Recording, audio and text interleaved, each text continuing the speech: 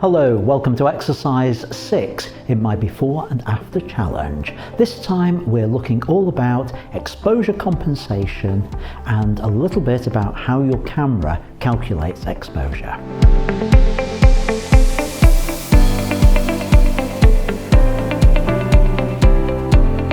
Hello, welcome to iansstudio. I'm Ian and Butterfield.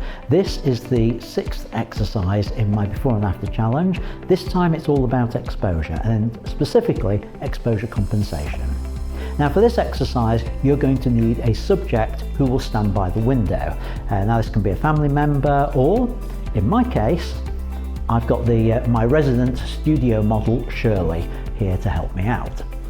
Now what I need you to do for this exercise is put your camera in aperture priority mode and locate exposure compensation on your camera. Exposure compensation will be in a different place depending on the camera that you're using. For me, on my Canon, it's the dial at the back, and I can just dial that up or down. Other cameras, you're looking for a button marked plus minus that you press and then use one of the dials to adjust. Yet others, it will be a button you press and then buttons for plus and minus, and in some cameras it's hidden somewhere in the menus, particularly compact cameras, you'll find it there. Once you find that, make sure it's set to 0. Then, with your subject in front of a window, I've got the room lights on for the purposes of this video, but when you come to create the shot, please turn your room lights out so that your only light source is coming behind your subject. I want you then to frame up the image in 3 different ways. First of all, frame it so that it's tight vertical on your subject's face. Come in really tight. My shot looks like this. Next, do a horizontal shot. Keep the height still tight, but keep your subject in the middle of the frame. My image looks like this.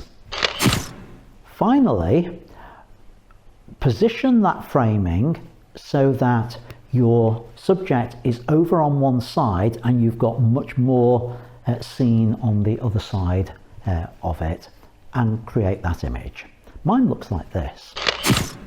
Now what you will see with that is the exposure on each of those 3 images is different. Why is that? Well, I'm guessing your camera, like mine, will be in evaluative mode, or the equivalent in your camera brand. Evaluative is the term that Canon use, and what that does is analyzes the scene and tries to guess what your exposure should be. And when it analyzes a scene which is tight vertical, it knows that you are wanting to expose purely for that subject. When you have the subject in the middle, it will give another one. Move it off to one side, it's heavily affected by the light at the side there. And you'll notice they're different.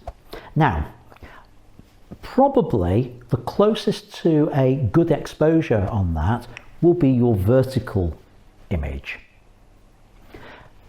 What I want you to do is to concentrate on the other 2 images. Choose one of them, the one that's probably furthest away from what you want, which is most likely to be the subject off to one side. And I want you to then use exposure compensation to step through the exposures on there. So you've just taken a shot with it, exposure compensation set to 0. Now go 1 stop under, then 2 stops and 3 stops. Then go back to 0 and do the 3 above. So +1, +2, +3. So you should end up with a range of 5 images. Have a look at those and determine which one of those is closest to the correct exposure for your subject and your backlighting. You may find that one of the images is a little too dark and the other is a little too bright. Then you can use the 1/3 stops in between to try and find that correct exposure between the two stops that you have identified on there. And the chances are that what you will find is that the light from behind your subject affects the exposure, meaning that you will probably need to add 1 to 2 stops of extra light, so +1 to +2 to get the correct exposure. You might want to do that also for the subject in the middle, maybe the vertical one as well. And the purpose of this is for you to understand that exposure compensation is not just to do with the light that you've got available to you, but it's also to do with your framing. So depending on how you frame, you may also have to adjust your exposure compensation. So that's the purpose of the exercise. And the challenge this week, once you've gone through the exercise, I want you to post the image which you think is best exposed for your subject to my Facebook group. Details of where to post the image are down below this video. So thanks for watching this, and hope you're enjoying the exercises and the before and after challenge as we go through these different things each week. And remember, the purpose of the exercise is really to help you become familiar with the capabilities of your camera. So thanks for watching, and until next time, keep making great photos. Bye for now.